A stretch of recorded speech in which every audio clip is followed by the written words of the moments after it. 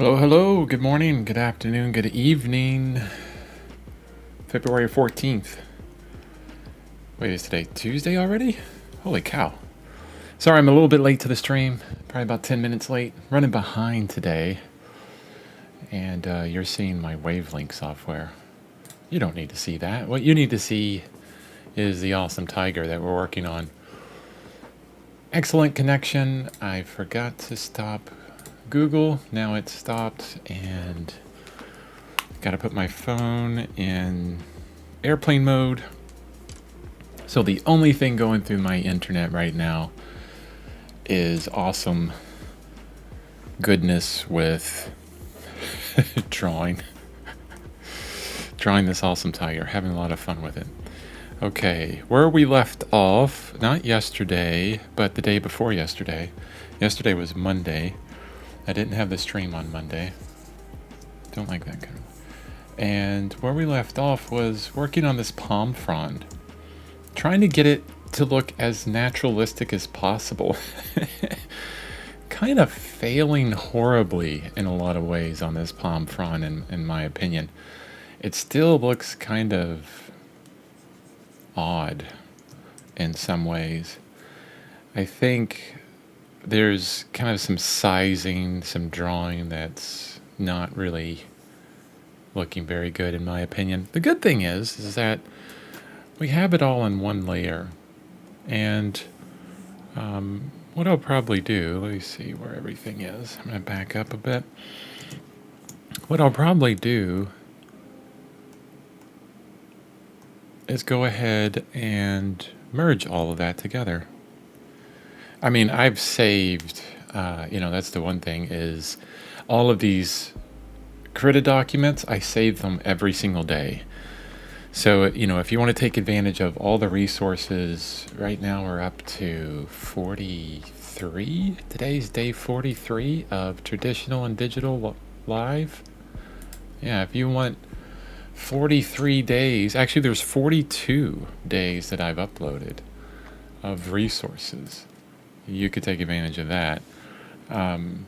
So if I merge this palm together and I don't like it, I can always go back to tomorrow because I saved that as a separate document. And you could do the same. So there's my plug for the resources that I'm selling. And it's really inexpensive, $10. And if you're listening to my voice right now, CB50 off will give you 50 off of it. And yeah, it'd be pretty cheap for you. Okay, let's merge all that together so that now the entire frond is merged together. And the reason why I did that is because I don't want to rotate my canvas.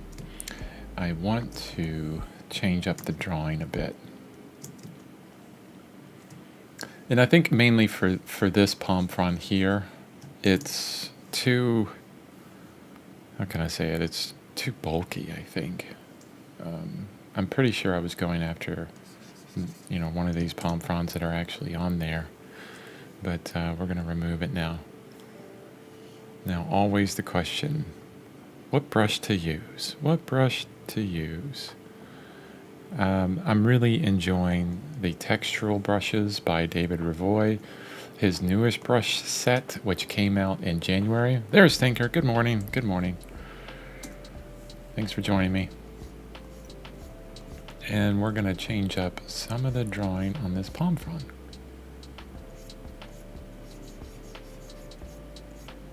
Just erasing, basically, so I can see some of the background.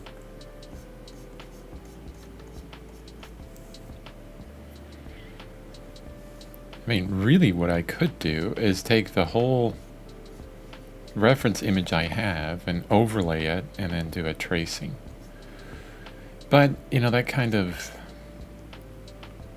it really defeats the learning process in a lot of ways. So I'm going to try and stay away from that as much as I can.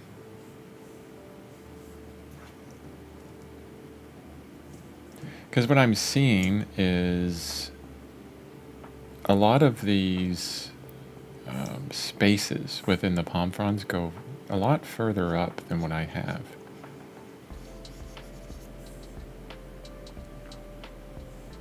And some of these, the leaves of the palm fronds get really thin.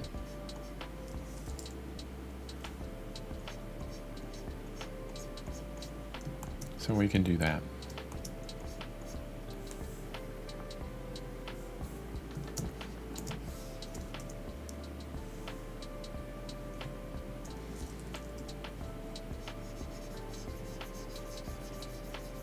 Hope you had a good weekend, Thinker. I know I did. I had a great weekend working on a nose tutorial that I have going out. Hopefully going out soon. I've been doing a lot of smaller videos on my channel because I'm spending a lot more time at work throughout the day, and it's keeping me from spending as much time as I can on, you know, art stuff. But it's good. The good thing is I enjoy what I do.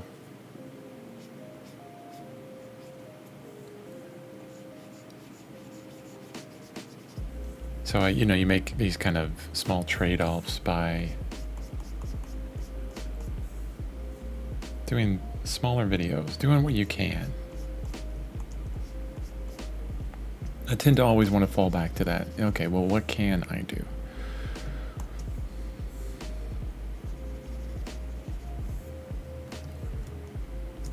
So the one thing I'm also seeing here is a uniformity that's happening. It's subtle, but it's there. There's almost this perfect spacing that's happening. And, you know, if I get,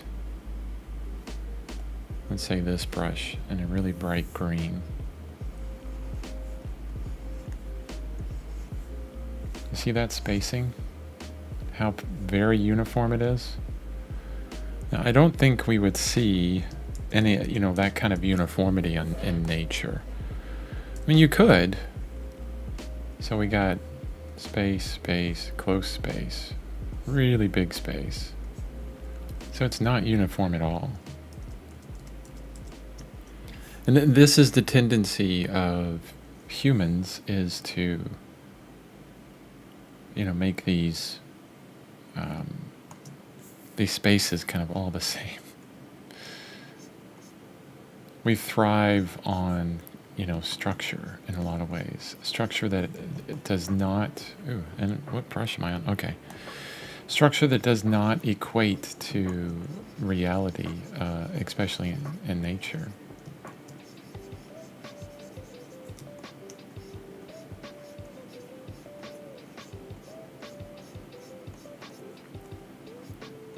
So we're going to try and adjust that a bit. Also, there's some uniformity with, they all come down to the same place. So let's shorten up at least one of these.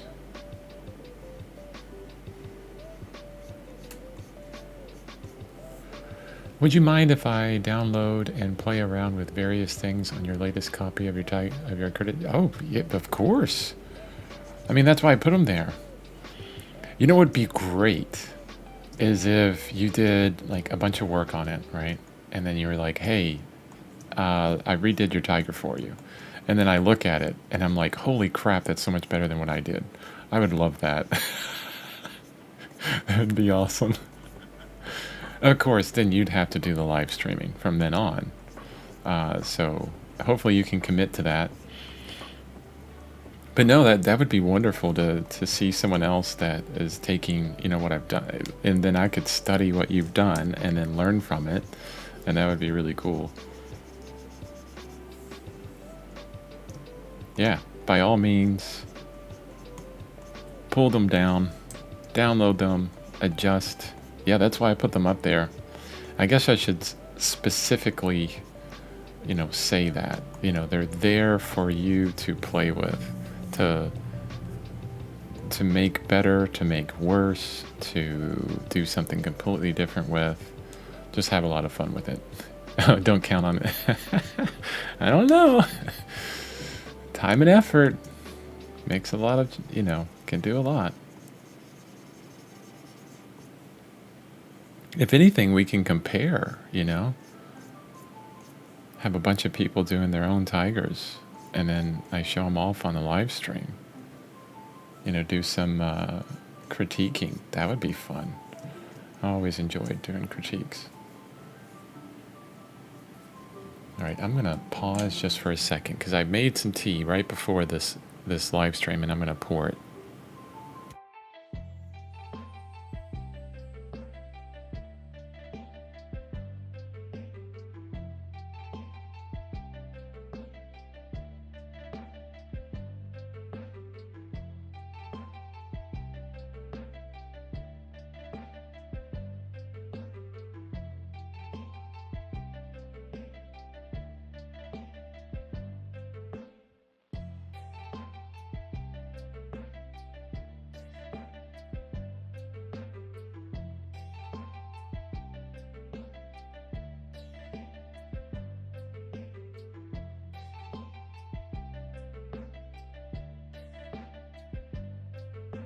All right, sorry about that.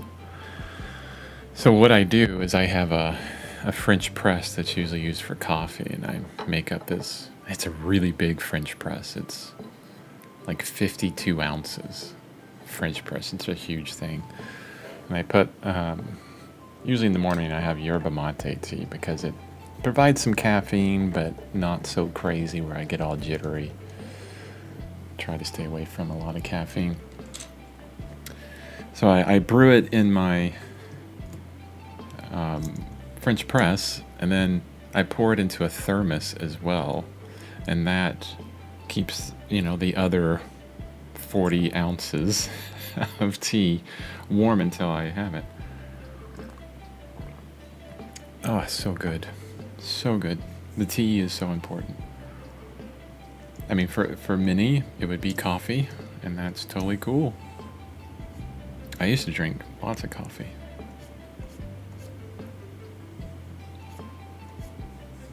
Gonna put in some highlights here.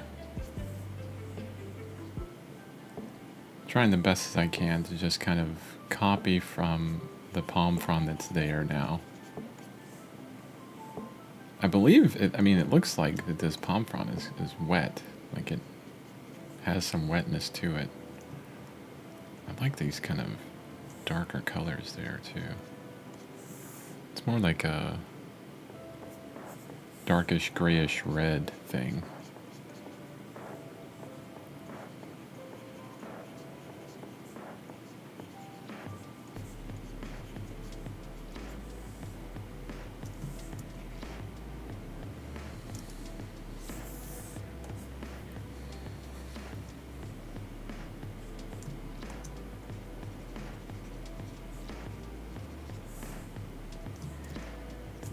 I mean,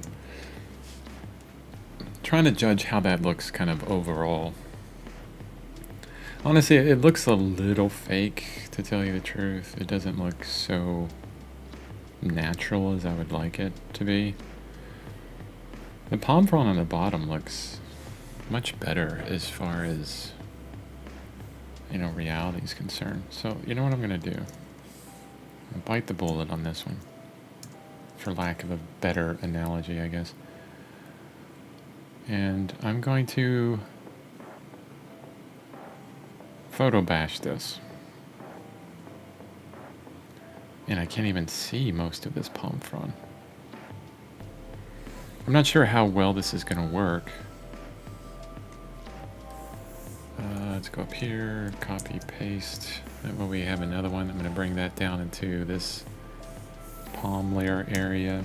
Control D to get rid of that.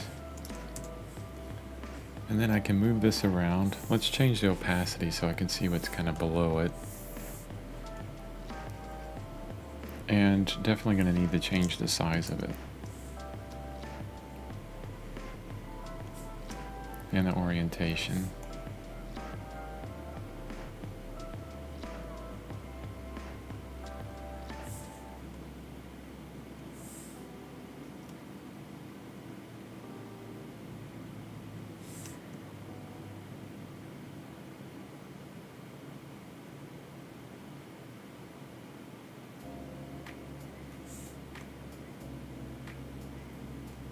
All right, right there.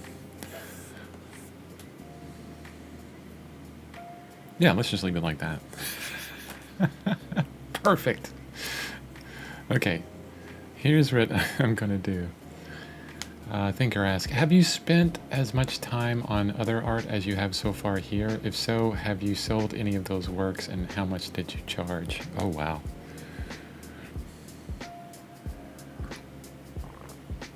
Well, that's a really good question.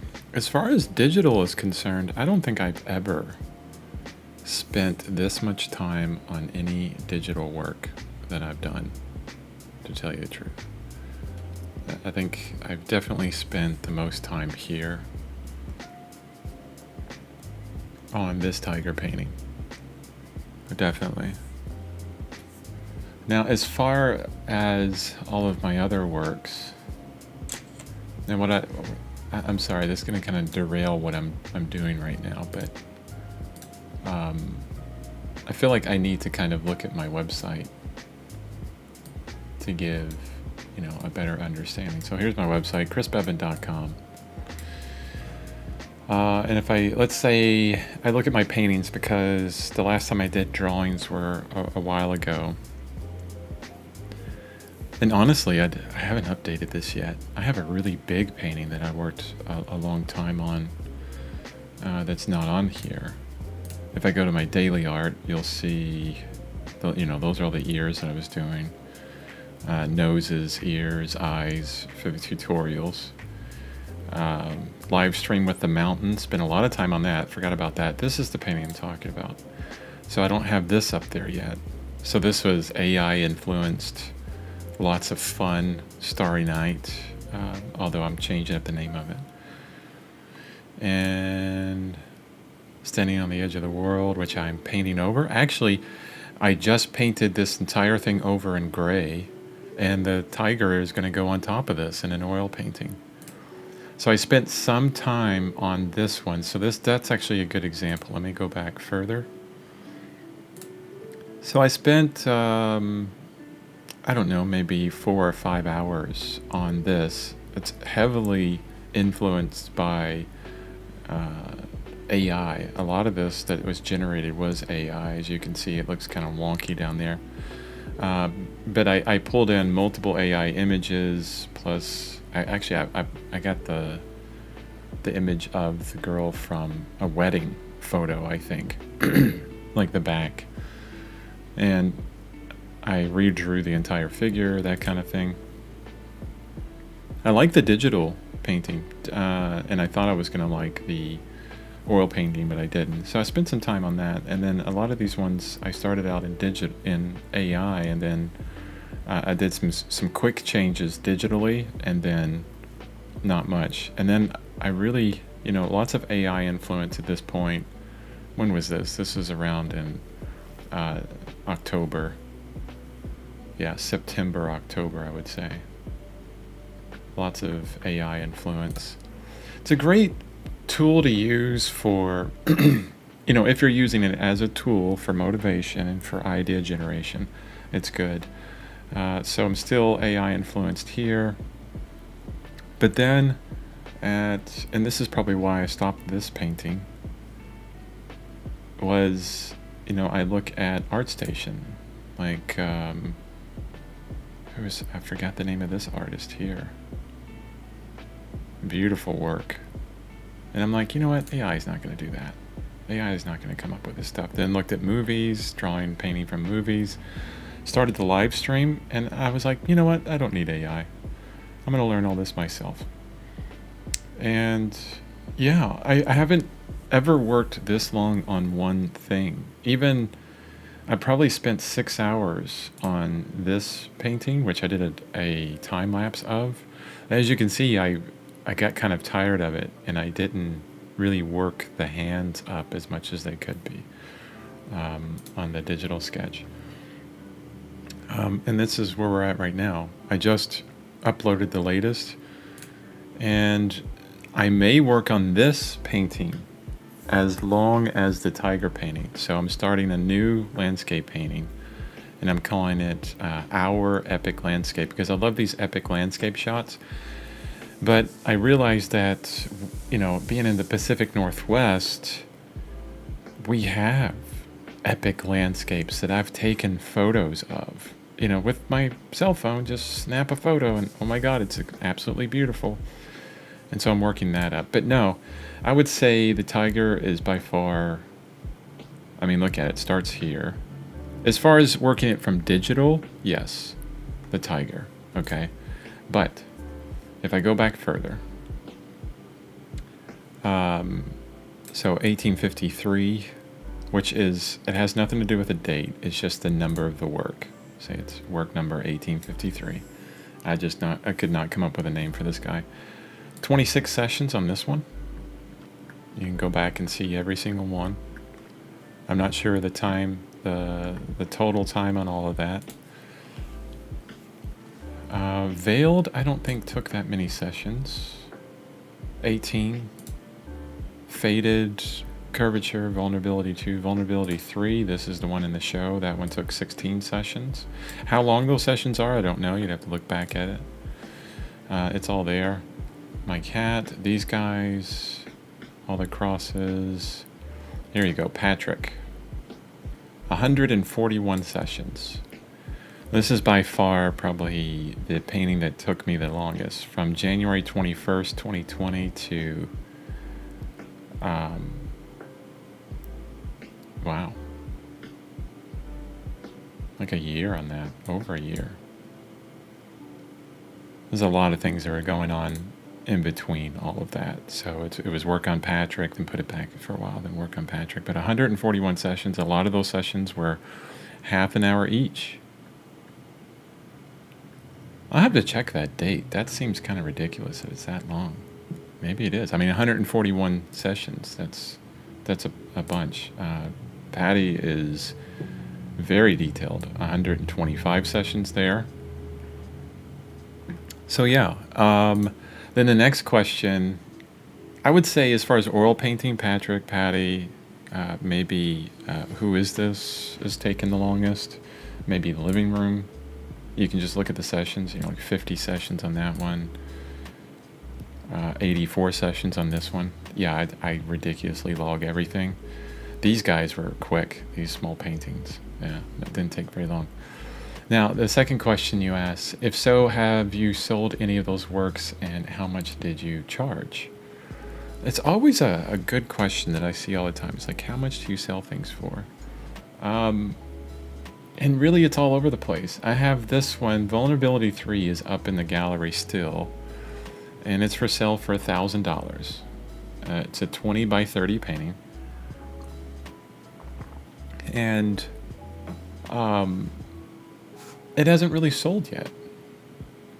What I find that figurative works, if it's not something that someone feels that they can live with, it doesn't matter what you price it.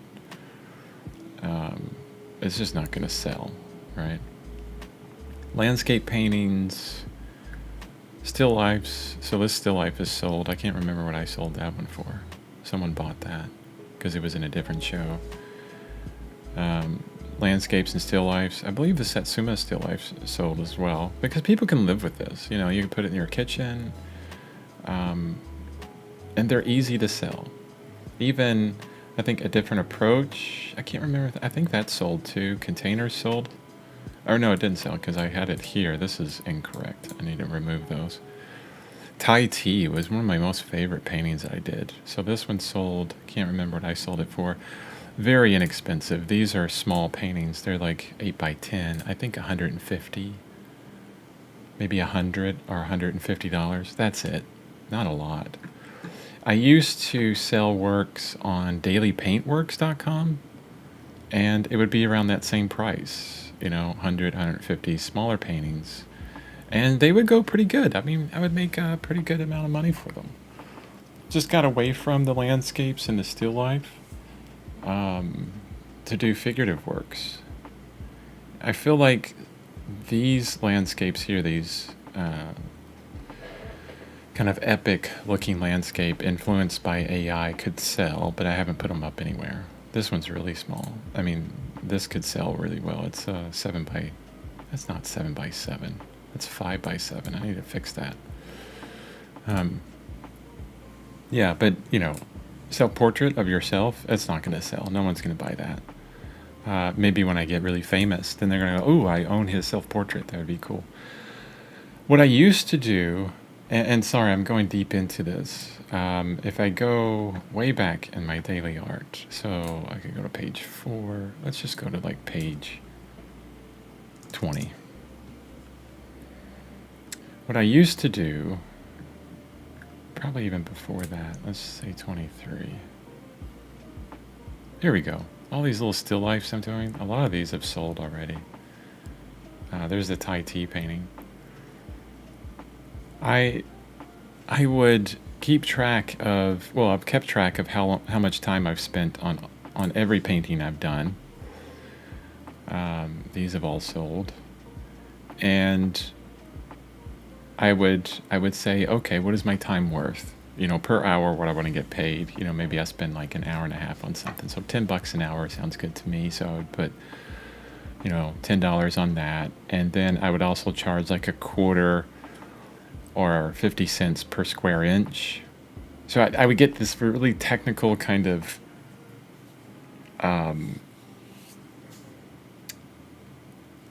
like mathematical approach for how to price my work. And it would be the same on everything. And that way if someone said, "Hey, can you sell it for cheaper?" I would say, no, I pay myself X per hour. $10 an hour is nothing. That's below minimum wage in most states. And I would say no. I did my math on it, and that's what I get paid for. Now, if I did this again, I'd pay myself $20 an hour, at least, maybe 25 an hour, because that's what my time is worth right now.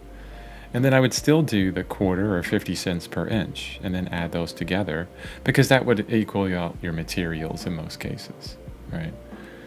And that's how I would price my work, so I didn't have to really think about it. And that worked for in most cases. The work that I put up was inexpensive, and a lot of things sold in that way. But you also, when you get to bigger paintings, I think what you have to think about is, how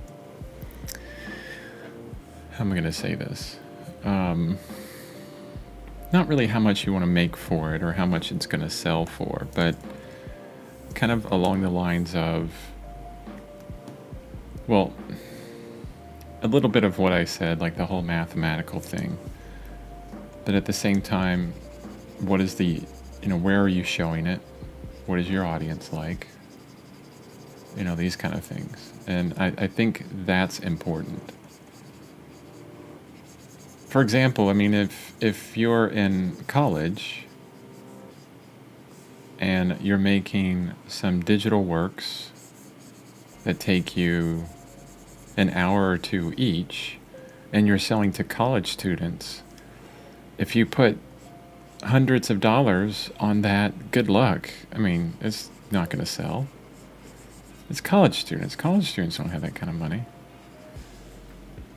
But if you're famous and everybody knows you and your work is sought after and the paintings are huge, then tens of thousands of dollars per painting. So you really have to kind of keep that in mind. Or, if your subject matter, like figurative works, are, notoriously hard to sell in America, you would have to price them really inexpensively to offset, that lack of market share, I guess, what the market wants. Or sell them in Italy, get a better, more people are okay with the human body in different countries on their walls.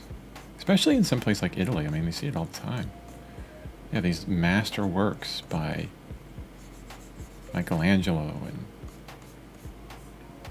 oh man, all kinds of artists that are escaping me right now. So yeah, kind of keep in mind all of these aspects that kind of go into that. Or you can just dumb it down and say, here's the math that I choose, and whatever it works out to be, that's what it works out to be. I do like that idea because you're thinking more about it as a business in that way as well. If you're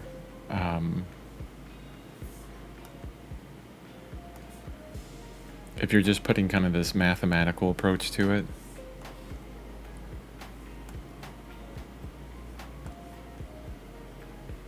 because what happens there is the first thing you're going to do is say, okay, well, I want to get paid X.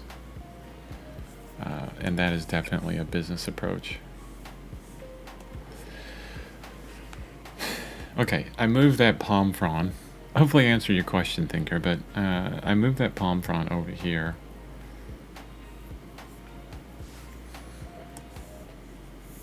And I guess what I'm trying to do is trying to do it in faster, and that's, it's just not going to happen. I'm looking for a faster approach to this.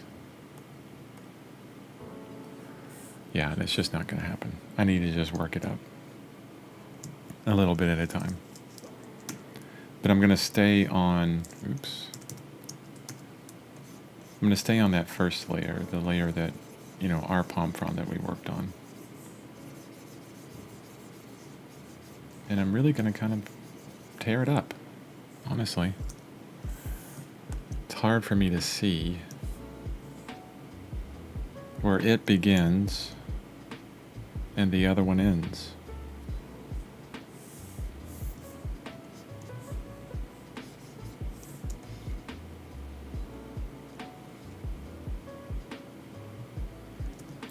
And then I'm thinking, well, does that really matter, Chris?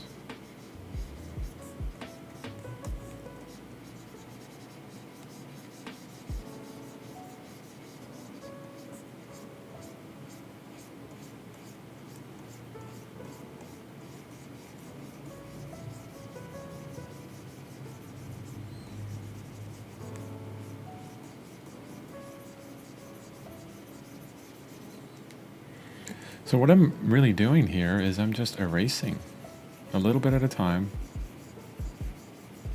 revealing the palm frond that's behind it. Now I could probably up the opacity just a bit more. Really destroying the palm frond that we've already drawn out.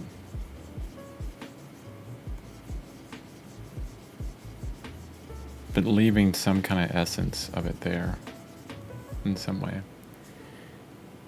Yes, good answer. So generally you charge by the square inch to cover materials, then per hour for your time. Basically, I think that's a good way of doing it. In my opinion. I mean, it's a very business strategy way of doing it. Takes the guessing game out of it.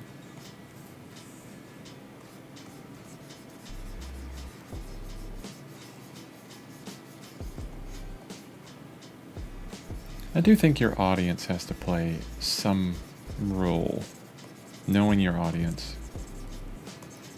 I mean, this is part of business, right? Sorry, one of the live streams was, what was his name, Ashton, or their name, Ashton, or that came on and was asking some questions in college, looking for, trying to find their way, kind of where we've all of us have kind of been there, right? And just like I told them,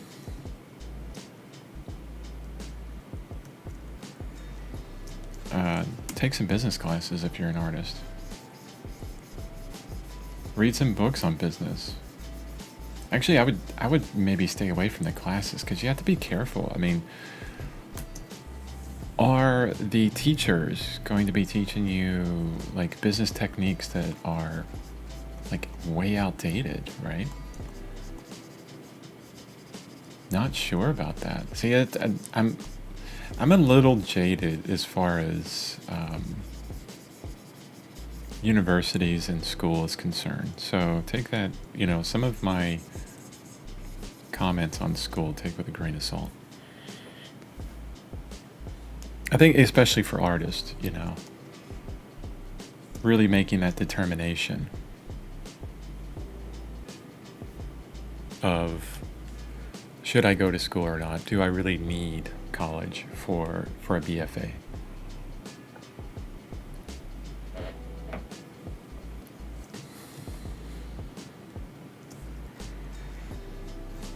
I always say n equals 1, right? So my experience, that's 1 out of hundreds of thousands. So you're experimenting, you're asking questions, get other opinions, right? On whatever I say. How does other people price their work, I wonder? There's like a ton of YouTube videos on that because it's a well-asked question. It's well sought after for answers.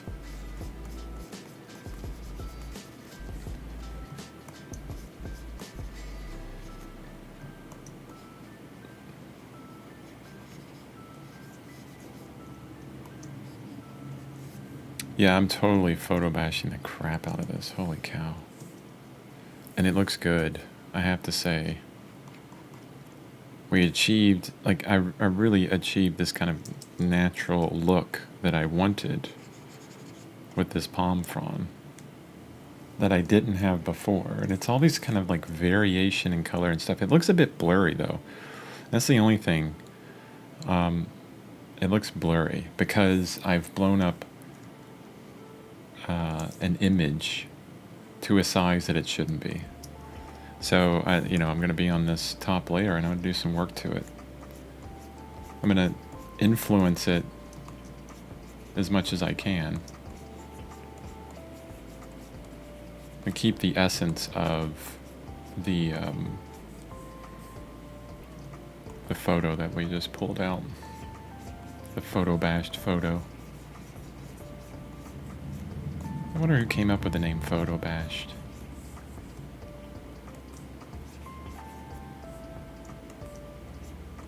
Why wouldn't it be called photo merge or I don't know.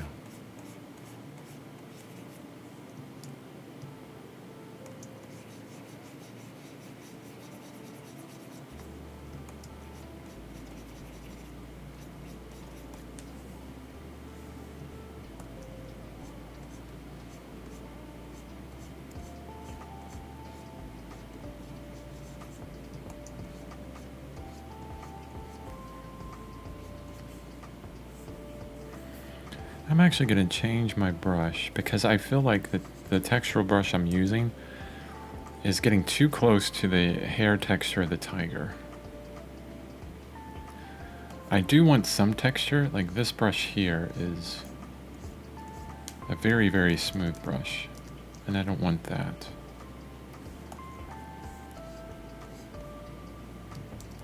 That could be perfect. Too bad it's square, like this rectangle, but I should be able to make it small enough so that it works.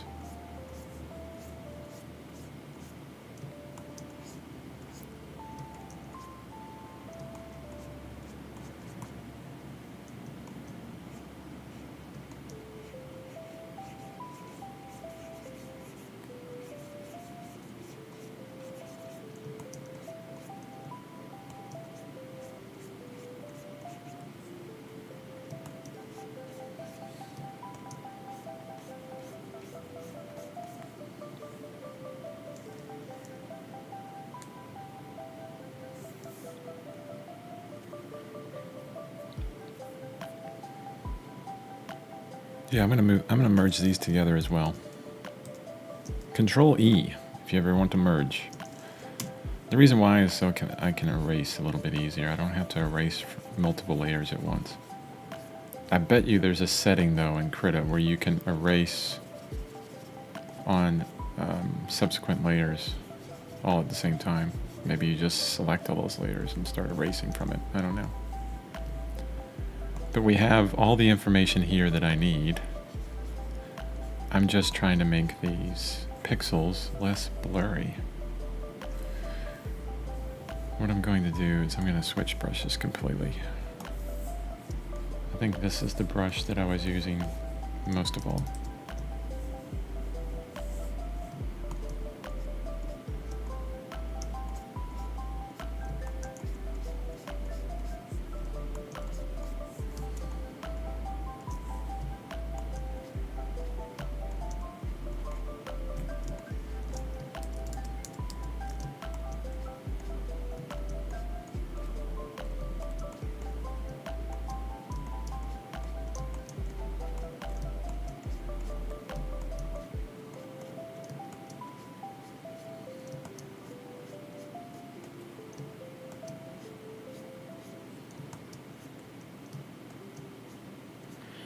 So I got a question for you, thinker.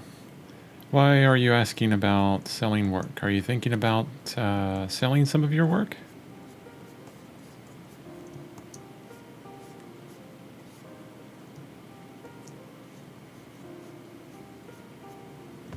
Would you sell digital work or would you sell traditional work?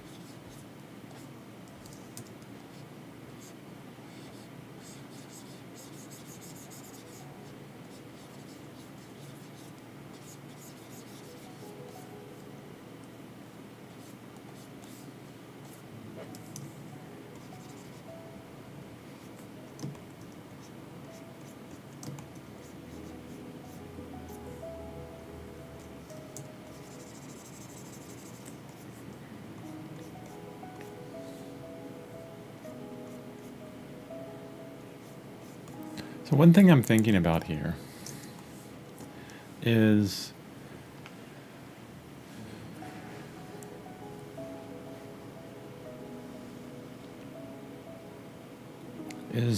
if you can look at the difference between these two palm fronds. So the top one, I blew up an image and kind of photo bashed it together. And it has a very blurry appearance compared to the back one, which could be good. I mean, maybe we can use that for kind of like another level of depth of field, but I think it's too blurry, honestly. Another problem that could happen with photo bashing, right?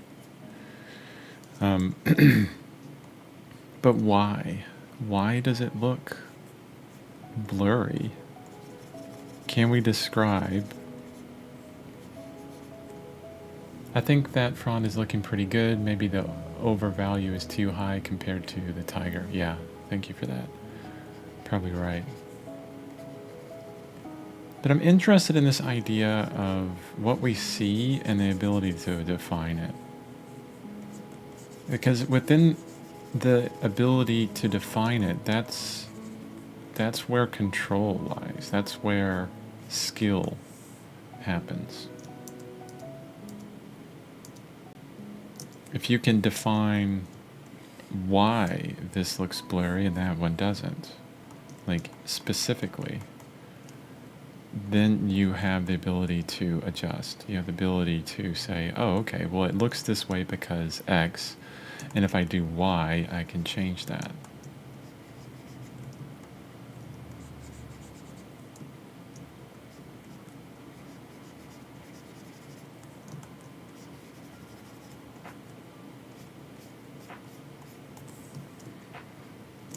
As it is right now, I can't tell you why it looks blurry.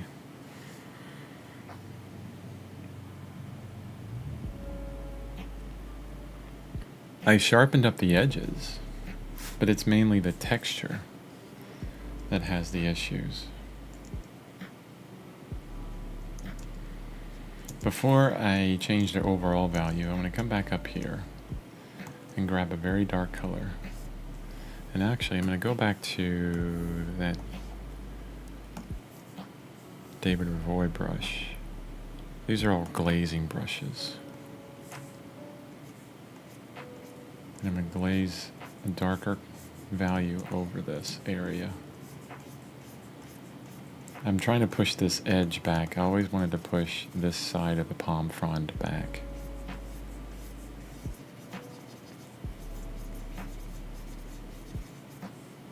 The light, we want to keep, all in there, right? Don't want to lead people outside of that area too much, or at all.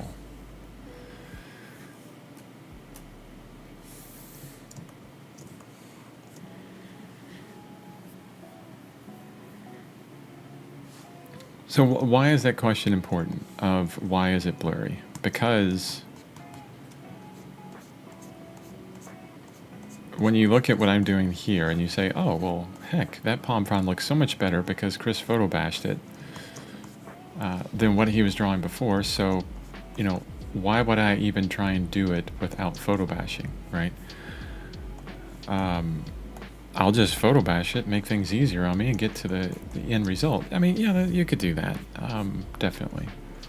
Especially if you're working in the industry, whatever. You're probably not watching my stream because you're already super skilled anyways. But if you go straight to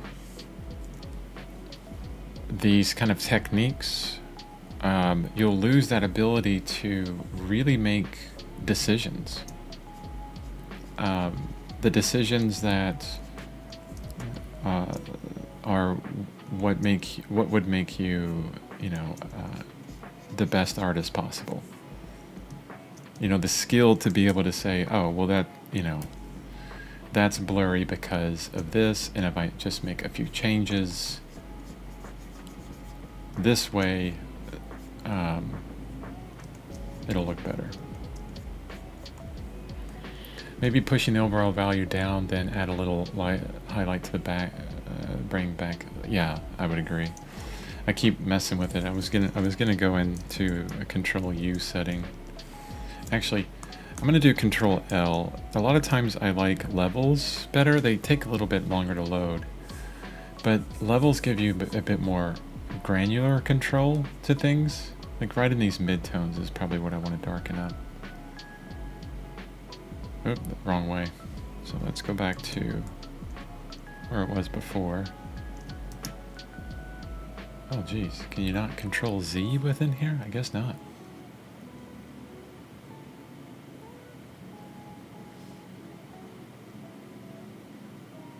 Okay, I'm gonna cancel this. We're gonna start where we were, Control L. Just go a little bit.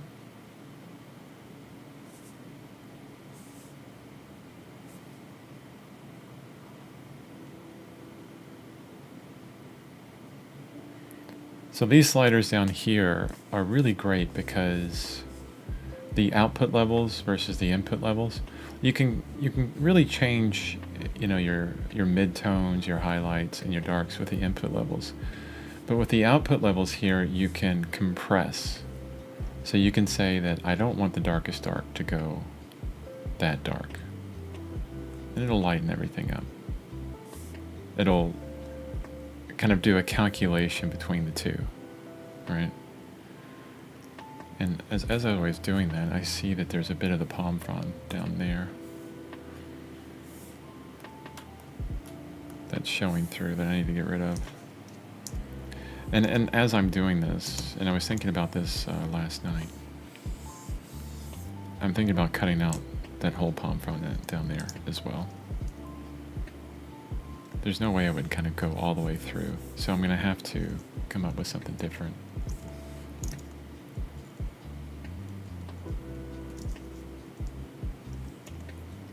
I'm going to try and adjust this some more.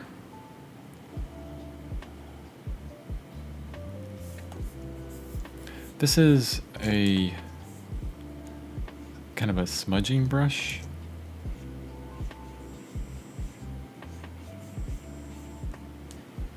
I don't really like that. Let's add a filter. Adjust. Levels, dodge, burn. Artistic, maybe? I'm looking for sharpen. Colors, edge detection. Emboss, enhance. Sharpen. Oh, you don't get any kind of choice within that. It just sharpens.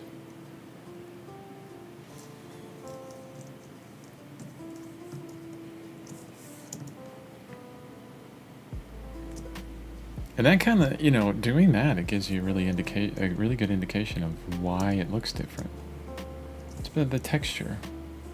The texture on the bottom, it has all of this kind of granularity to it, which is really interesting. So, if I took that idea and I said, okay, the reason why this looks so blurry is because it doesn't have all of that kind of granular texture that's happening.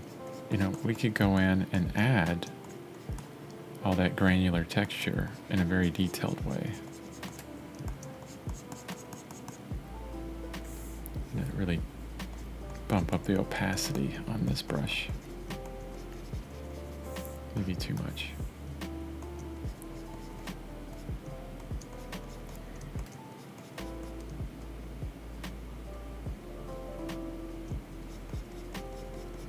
Just picking colors that are there and then just adding texture to them.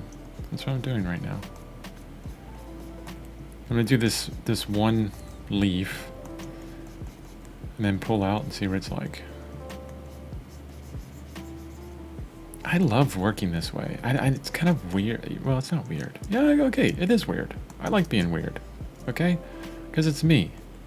Whenever you feel, I feel like, okay, and I could be wrong on this, but if you feel weird doing something, that's probably closer to who you are, I would say. Who you really are. Like, oh, this is so different than anybody else. Exactly, because it's you. Okay, so I feel weird doing this kind of strange textural way of working. Like all these little stripes and things, but man, I really enjoy doing it this way. Like we did on the tiger. I mean, look at this. I love all that. It's so much fun. Yeah, that definitely added a texture to it, didn't it? Not sure if I like it. Wow. I picked a really dark pixel by happenstance.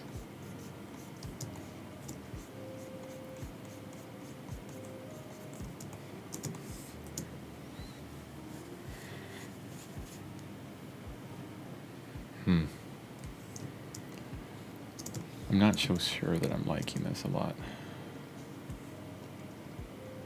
Especially the sharpen that we did on this. There you go, that would pull it out.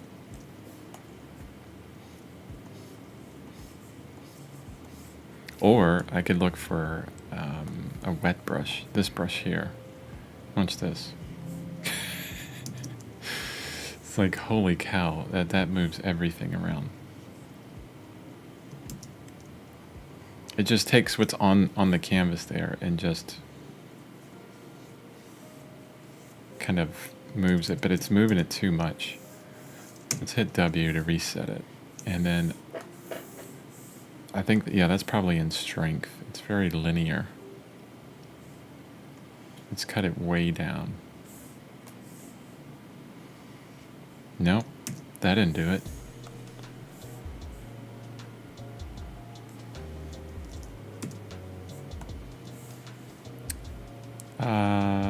Smudge. Oh, wow. See, that's what's doing it. You see, like, there's always going to be this much pressure, which we're at like 20%, no, 30%. And then it goes to, all smudge with just a little bit more pressure. So if, actually, just really quickly, not that way, this way. I can even that out. So I'll have a bit more control in this smudge. There you go. Now it's even more blurry. I mean, can I smudge things with a texture? This is where rakes come in. Like these kind of rakey brushes, like this guy here. It's a rake. Okay, let me look into this brush. Yeah, it's doing the same thing. Let's smooth it out.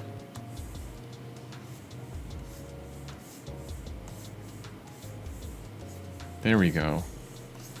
You see how that's like smudging, but only in certain lines? And I still don't like it.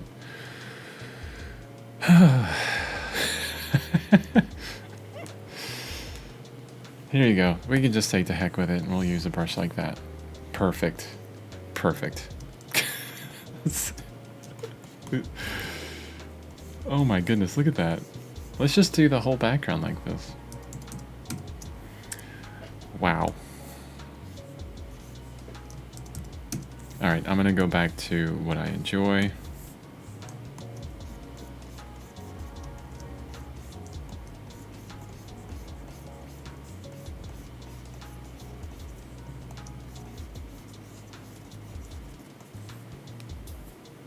It's almost, I mean, is this the same brush? It's not, it's a bit smoother, it looks like.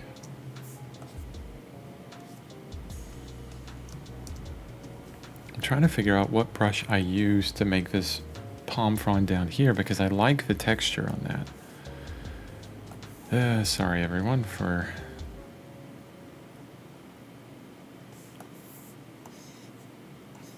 No. It was more of a chalky brush.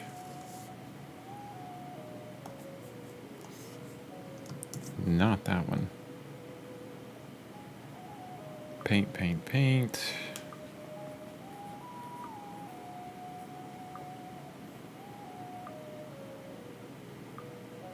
Okay, I know I have chalk brushes in here somewhere. I just keep passing them up.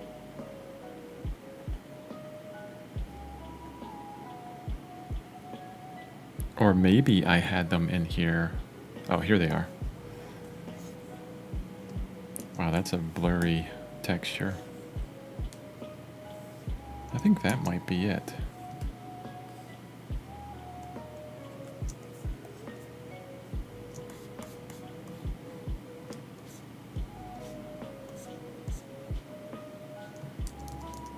No, maybe this one. Wow.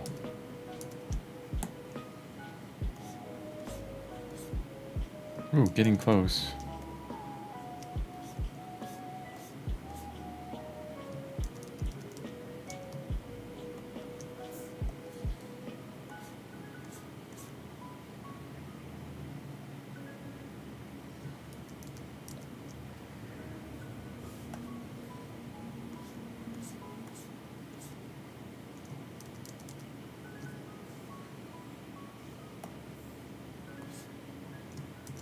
This is very perplexing.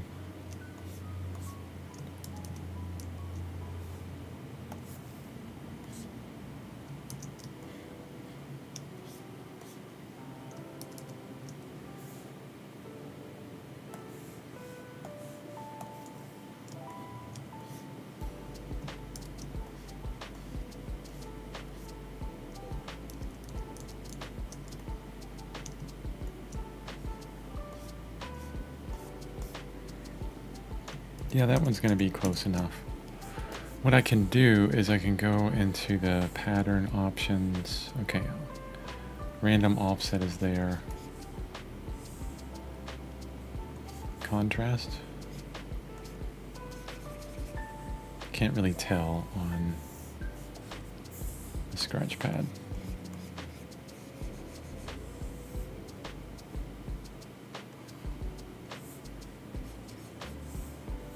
That scratch pad looks completely awful.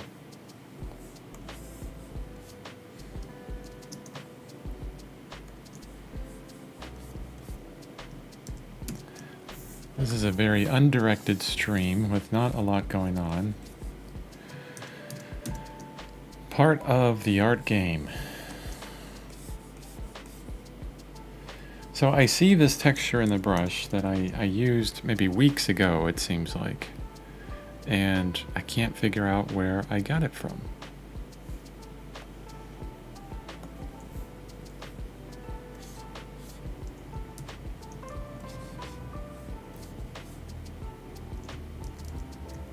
Now this was a brush that we adjusted. Let's look at sketch. Here's the original, right? It doesn't say Chris, does it? Yeah. Pencil 3, large B. It's not even that one.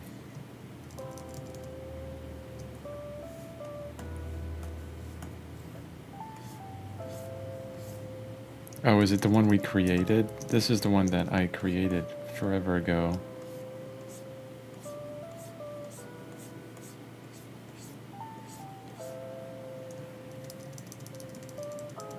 I can't tell. I really can't tell.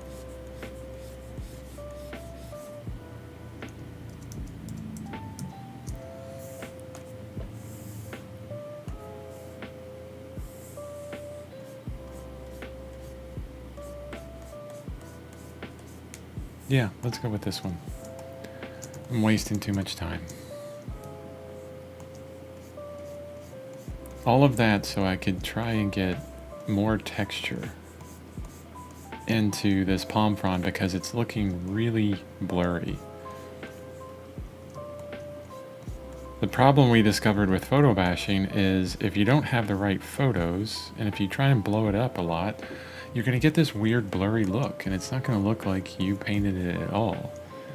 It's like, it's just odd looking.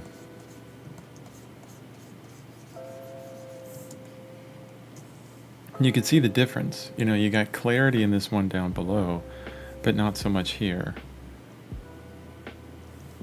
Yeah, not liking it at all.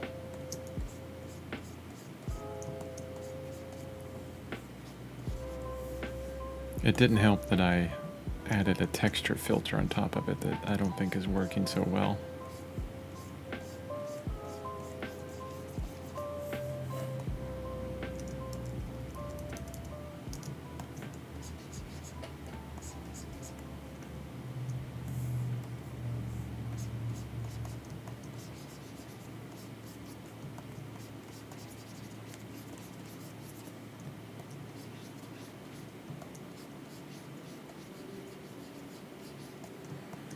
Some days the art just flows out of you.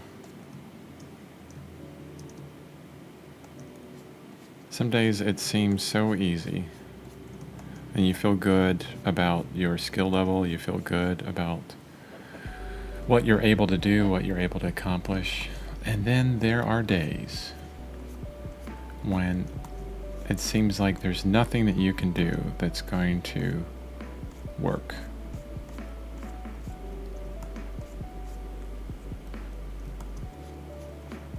It's those days that you really want to be on a live stream so everyone sees it. Sarcastically, he says.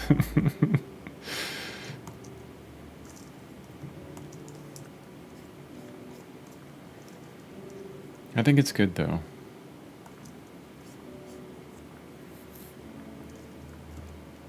Well, you know what I'll get? I'll get someone that says, yeah, I mean, his paintings are good, but I was watching this one live stream and he did nothing but screw up all the time. I don't see how he does any good stuff. Like this kind of judgment from one thing, one day. We all have good days and bad days.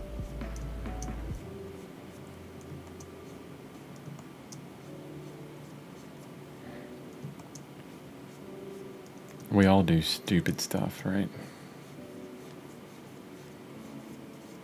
We're not thinking. We screw up. Man, can you imagine, like, let's say that you are only going to be judged by one day. So your entire life, will be, you know, a result of that one day as far as like your success, what people think about you, everything. Jeez, imagine the pressure. It'd be terrible. It's like, oh, I cannot screw up because any day because I don't know which day I'm going to be judged upon.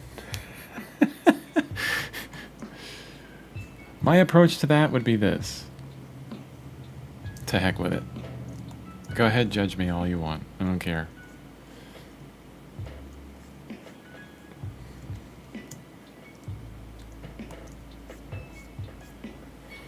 Come on, you're still on a learning curve with Krita. Give yourself a break, yes. Hey, the X Collective. How you doing? Welcome to the stream. And thank you, Thinker. We'll have those days. We all will have those days. Embrace those days.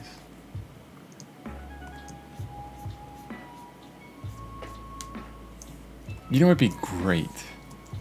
Look, I mean, look at your like people that we admire that have changed the world,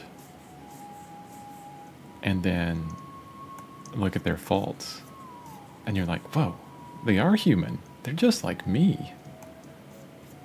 Maybe I can change the world too.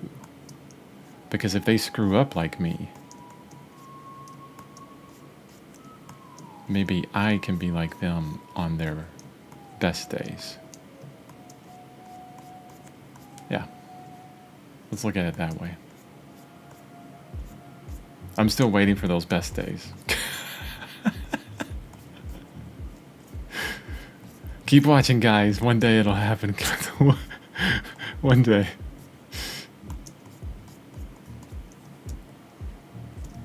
Yeah, I watched this guy for like 3 years on this live stream with his tiger, and there wasn't one day he did something good. But you know, the collective of all those days ended up in a good painting.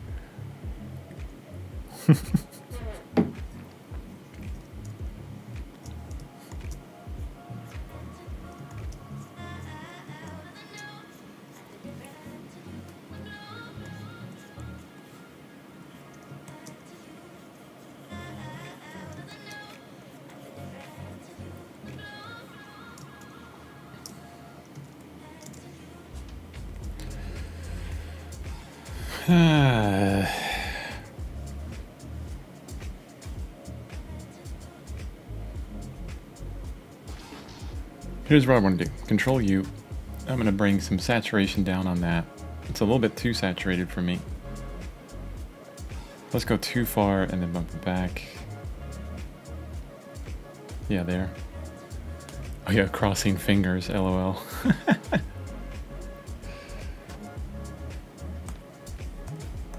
I'm not sure of the value range on this. Here's how you do it, guys. This is, okay. What is the most important thing within any painting you do? Drawing. That's number one. That's your foundation. That is the slab of concrete that you build everything upon. Drawing, draftsmanship, perspective, you know, all that. The next thing is value. The next thing is value, okay? Can't help too much with perspective in an easy pursuit and drawing in an easy way, but what I can do is we will open up from yesterday's stream. I'm going to open up this value study.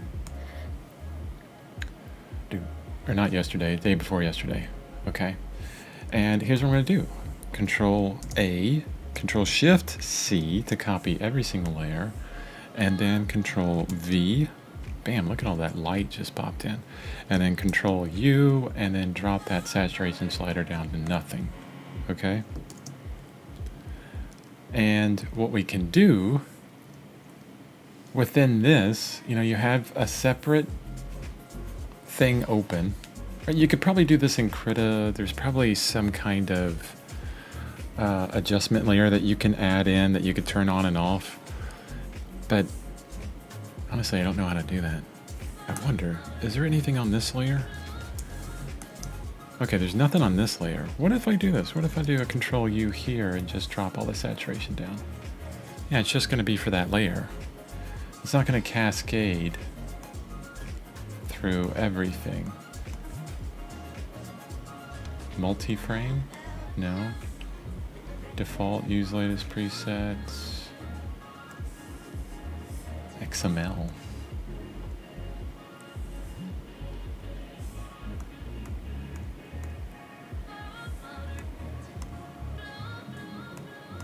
Yeah, see, it's not cascading through all of my layers. Maybe filter. Well, that's what I just did. Was maybe I can do this. Oh, this is a hidden menu that just has a ton of stuff. Like if you're on a layer up here, you got all of these.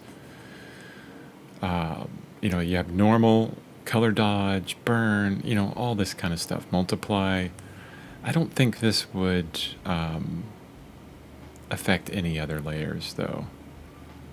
So if I do a color dodge, yeah, it's not gonna. It's just its own layer. What I don't know how to do is how to put kind of adjustment layer that affects everything below it. I know on Photoshop you can do that. It's kind of like a layer over everything. So this is the way I do it. Create another document, copy, paste it in there, and you can really look at the value structure of everything. And on the right-hand side, that's our tiger that we came up with when we were doing the design process. So what you can see here is, you know, the head. Well, it's not light at all. The head is super bright. We could probably bump up the palm front a bit more, honestly, within value, and probably let's keep it where it's low. Here, let's do this. We can affect it here, just to kind of like this is our testing ground, right? Maybe just some highlights on top of it. Exactly what Thinker keeps telling me that I'm avoiding. Stop nodding your head, Thinker. I can see you from here. You're like, yep, why don't you just do what I tell you to do? Jeez. This guy. Alright, so that's our lightest light right there. Right there. Let's bump it up a little bit more. Make this a little bit smaller. And then bring in some of those highlights. Let's go into this kind of teal, grayish teal color as well.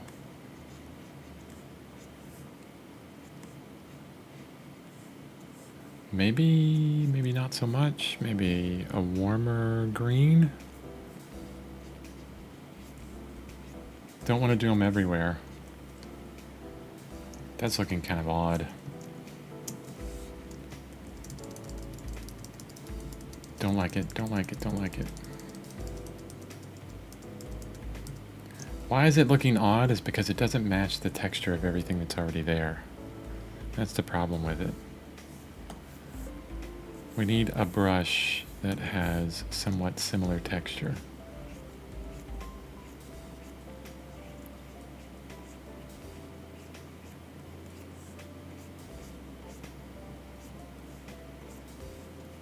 Here we go. This brush has a lot of range to it as far as subtlety. Like I can barely press and get some kind of subtle forms within it. Subtle changes.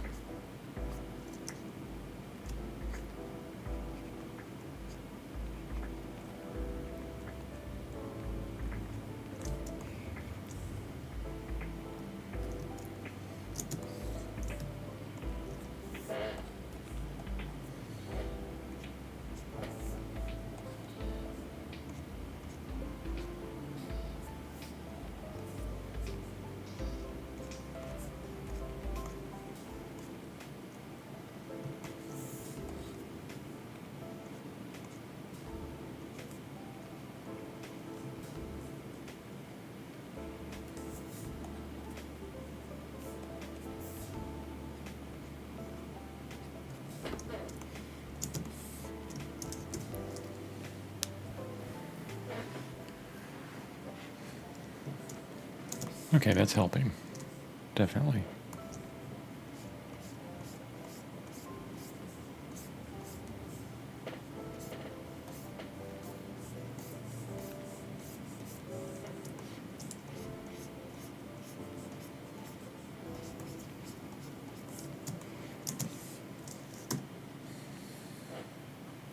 You know, the other really good question I could get here is, why are you working so hard on this one palm frond?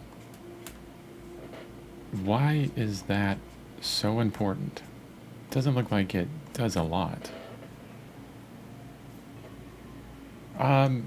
This is one of the major players within our composition, especially when Ooh, and I've been on the wrong layer for that whole time. So hold on one second. If you ever go on the wrong layer, because I was on this layer up here when I was supposed to be down here, just select everywhere that you know you've made a mark, and then Control X to cut it out, and then go select your layer there, Control V, it'll paste one above, and then Control E to merge it down. And then now it's on the same layer. Or you can keep it above at a separate layer. But anyway, especially when I take this palm frond down to the bottom left. Actually, I don't think I'm going to do that. I want to do something where it continues this stripe over. Like this thing. That's the compositional concern. Why is that important? Because it's dynamic and it's a separator between, you know, this top area. It's the other piece of frame to keep the viewer's eye into the tiger's head.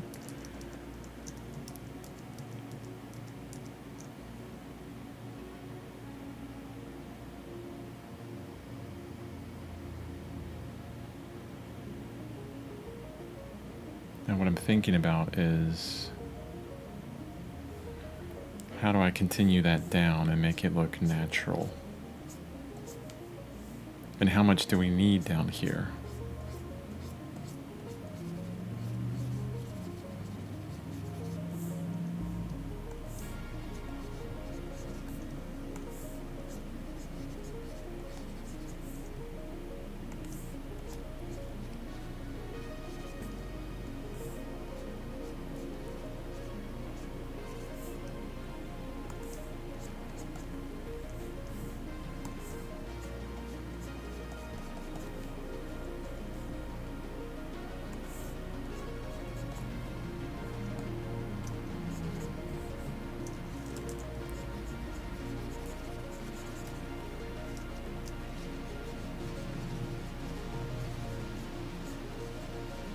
Just kind of playing right now with shapes.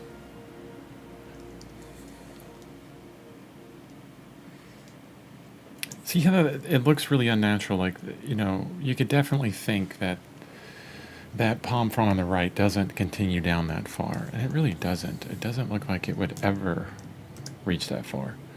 What about putting the tiger's tail down in that lower left? How long is a tiger's tail? Right? That's my next question. So let's say that we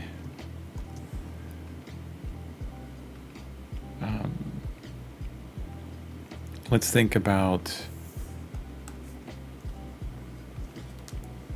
the best draftsmen in the world. The best draftsmen in the world are the draftsmen that can see the back of the head when they're drawing the front of the head. So let's think about the back of the tiger. Tiger's butt is there. So here we got the back that goes down. There's our front, you know, there's the front leg that goes this way. So we have basically a cylinder for the body, okay? And that cylinder ends back there, goes into space, open cylinder. There's the perspective. And let's draw the other side of that cylinder.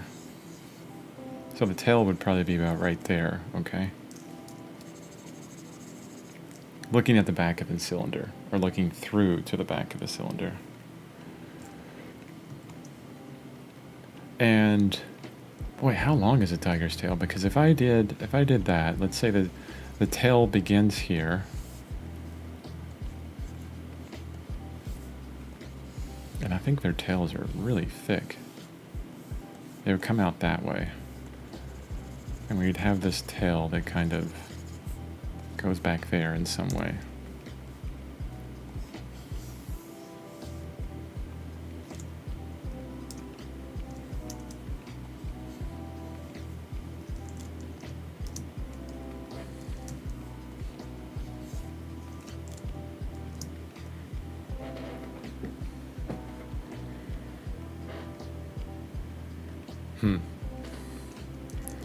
I mean, I guess we could actually let's just delete that, all that. So if it starts back there, maybe down? Wow, worst tail ever. I have cats. The tail would not do something like that. It would probably come out this way.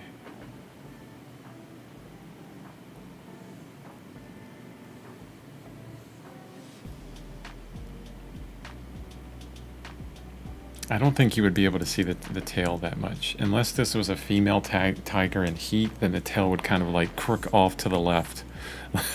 That way. If you know anything about cats, you know that.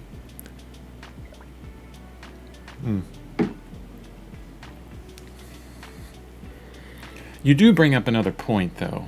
We don't have a tail on the tiger. If I did a tail, it would go down this way, I think. Actually, it would go down a lot further than that, because I know their tails are pretty darn long. But, you know, that kind of hint of a tail I think we'll need at some point.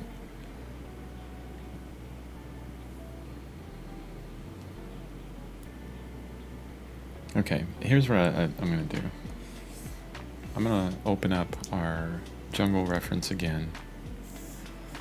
Projects. And no, it's the tiger painting where I have all the references. Really using the heck out of this jungle image.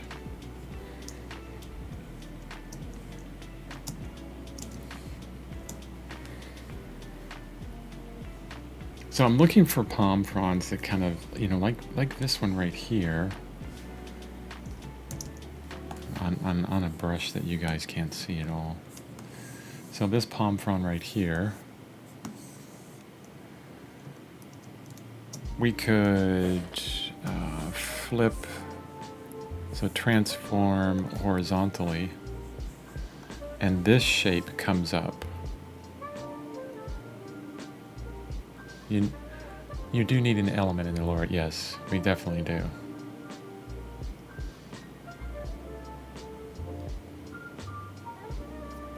Let's try this. I think that could work. I'm gonna photo bash this one as well, just to get something in there really quickly. And I mean, look at all of those leaves. Come on, my goodness. I guess I could do that. Yeah, it would be too hard to do that. We're gonna introduce a new palm, so let's put it right there.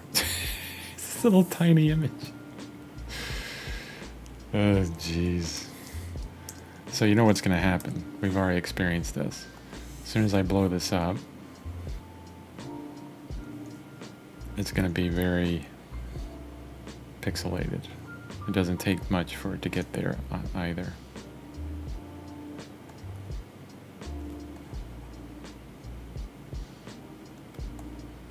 And it's a little bit annoying because what we're doing is adjusting our composition, which is, you know, the first part of the process.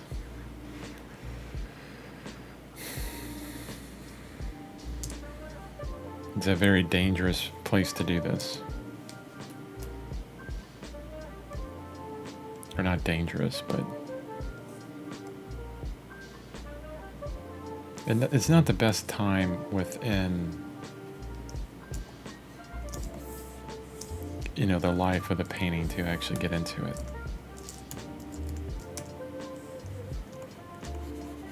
Yikes.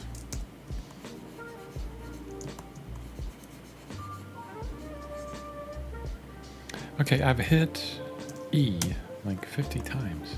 Thank you. Oh, that's what it is. So if you're in eraser mode, but then you select a color, it'll come out of eraser mode as well. That's interesting.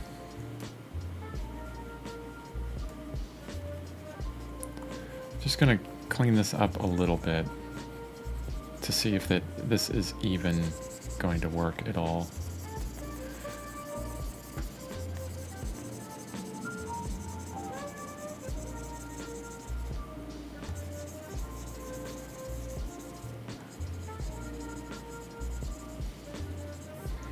I'm very skeptical if that's going to work at all. No, that looks terrible.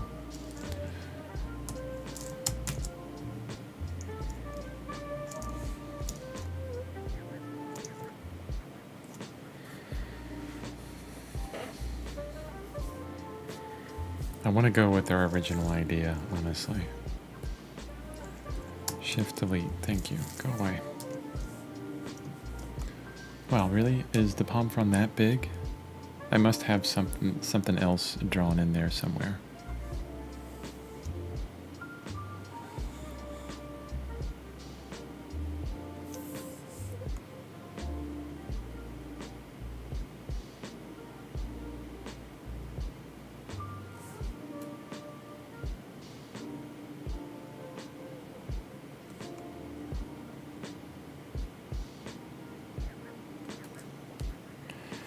I'm thinking of making this palm frond a lot larger, so it would look like it would actually fit down there, but I don't like that at all. What is... Oh, there's some kind of parts and pieces all over the place. So I'll do this.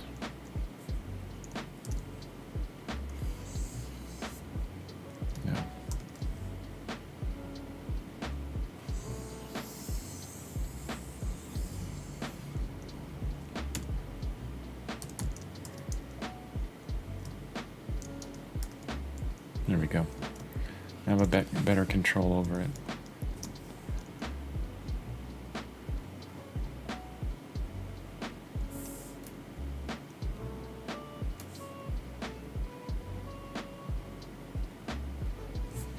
I also want to warp this as well. Oof, I'll have to save this portion of it before I warp it.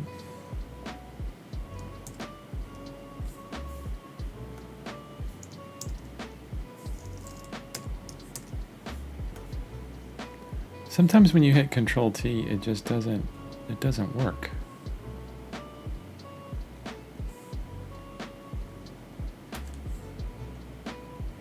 I want a better arch to it. That's what I'm trying to grab, or trying to get, is this kind of nice arch.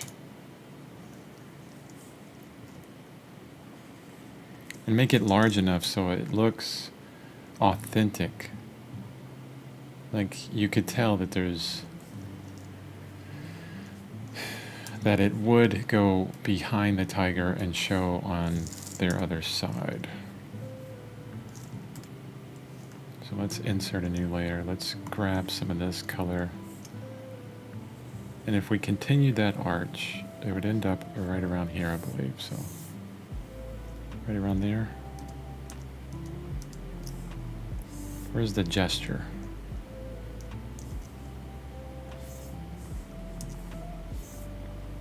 Reminds me of Steve Houston's book, Gesture and Structure. The artist guide. What do they call it? I got it over.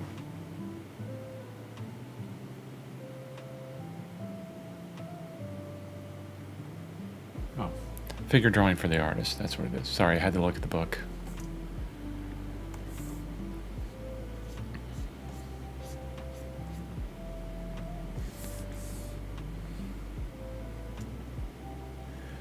Hey, let's do this. Let's go back into the jungle.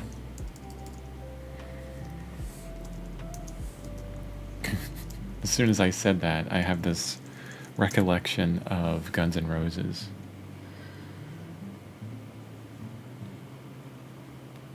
That's a kid born in the 80s, well, 70s, but then really discovering music in the 80s. That's me.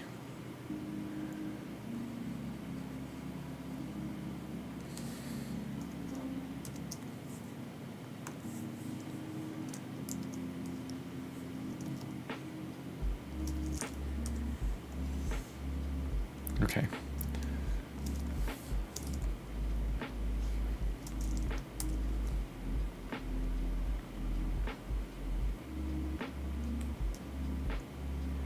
I'm going to use just the shape of this palm frond because it's going to be blurry. I've blown it up way too much. Oof, I didn't want to do that.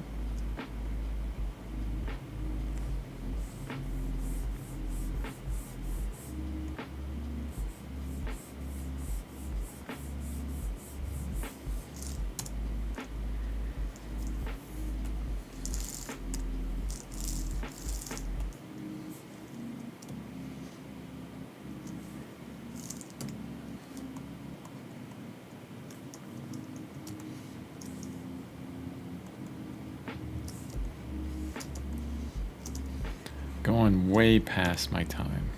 I need to be careful because I do so much throughout the day, throughout my day, that when I go past on my stream time, I have to cut out things like breakfast and exercise. And these are so important. Now go away, image. Just a little hint. Is that going to be enough?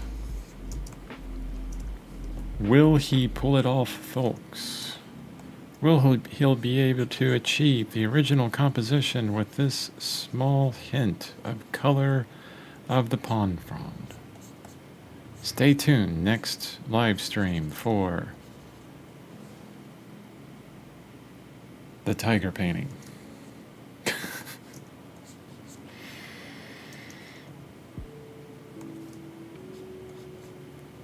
I'm being ridiculous.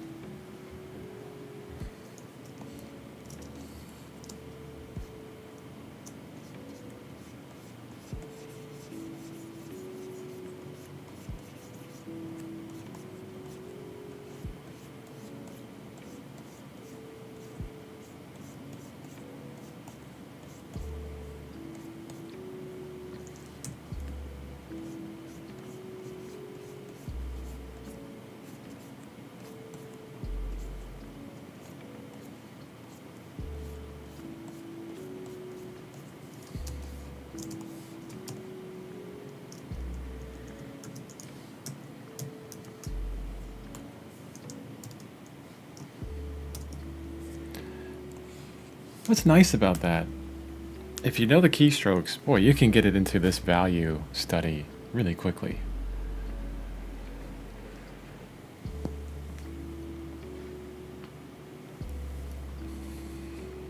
Yep, I'm gonna have to make that my own. It's not bad. I think it's there, but as we see in the lower left of the other one, it does need to be a bit more prominent, maybe a bit lighter. Oof, not that light. Let's darken that up a bit, please. And maybe a bit larger.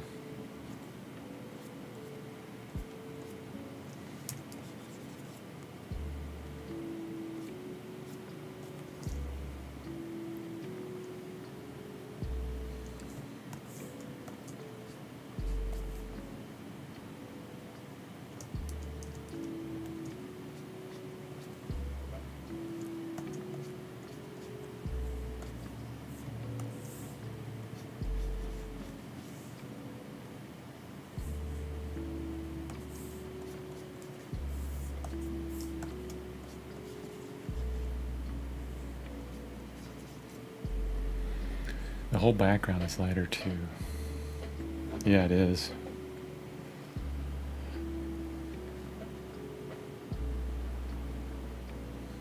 think I might keep it darker. I like that back there. Like we talked about before, what really needs to happen is we need to bring the tiger up. Actually, I wonder if I could just insert a layer, right? And change it to color dodge. Oh, geez. Wow, that's tremendous.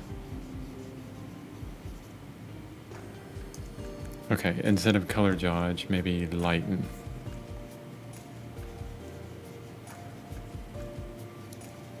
Boy, that really overall lightens the whole thing.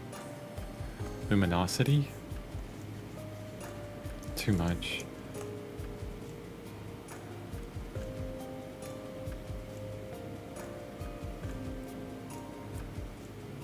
Burn, I think, makes it darker. Yeah.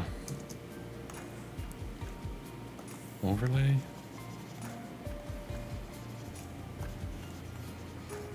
Okay, overlay is working, I think.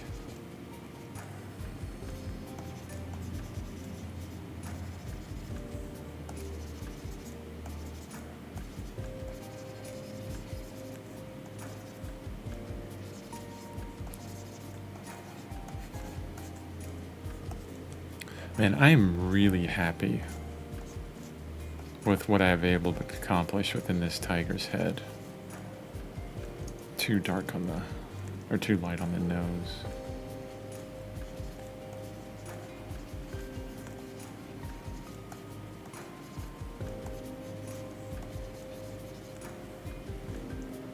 Yeah, that's what I'm talking about. So, keeping the background darker, but just bumping up all of the values within the tiger's head, even some of the shadow areas, just kind of bump those up a little bit too.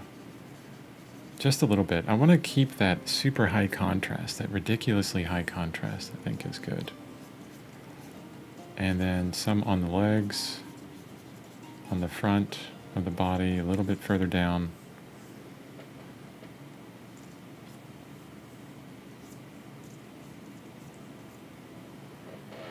Yeah, bumped up the palm front and I didn't like that.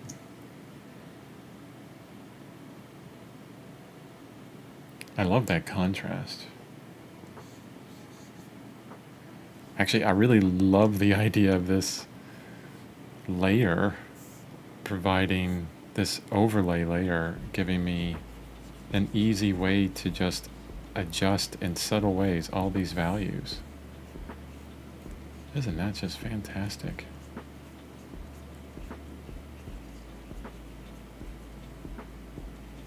I wonder how that's going to work. Like if I try that to lighten up the tiger.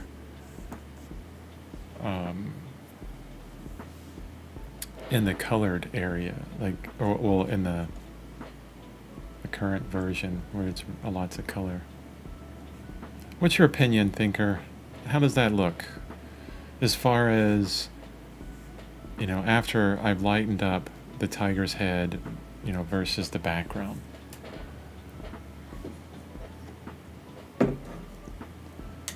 Because I like that deep contrast, but I want to get your opinion as well.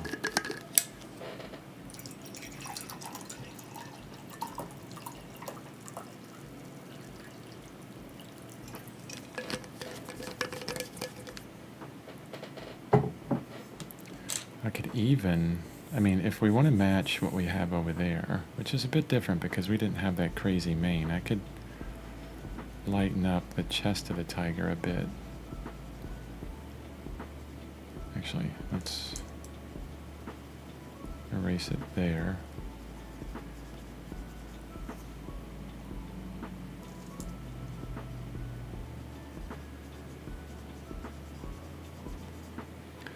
Looks great. Tiger still needs a haircut. Yeah, it does need a trim. A bit too much beard. Yeah, definitely. Looks more like a lion. Looks like a lion tiger, a liger. And I don't want people to say, oh, look, you made a liger. Yes, it is time to start the rest of our day. Thanks everyone for joining the stream. If you would like to get a copy of the 43 days of live stream resources, check out the description and the link below. Thank you, Thinker, for showing up. Thanks, X Collective, for your comments. Both of you for your comments. So I'll see the link below, and CB50 off for 50% off that. It's like $5, and it's growing every day. We're going to be up to 50 days of downloads. Yeah, and download the Krita documents and play with it. Have fun. Please make something better than what I've created. Help me out. Or, use it and make something completely different. It's up to you. Anyway, we're starting the rest of our day. Tomorrow's Wednesday, and I will be on the live stream again tomorrow. So see you guys tomorrow.